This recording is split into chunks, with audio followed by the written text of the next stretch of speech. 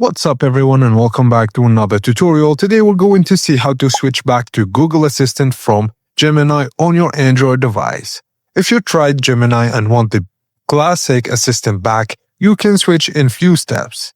Just open the Gemini app on your Android phone.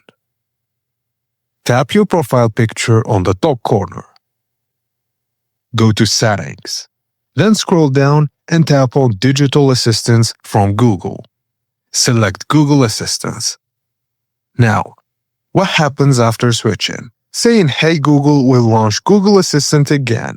Holding the power button will open Assistant, not Gemini, and your old Assistant features like reminders, routines, and smart home control return. Of course, you can switch back to Gemini anytime using the same steps. And that's it guys, as simple as that. Thank you for watching and please don't forget to like and subscribe for more tips and tricks like this.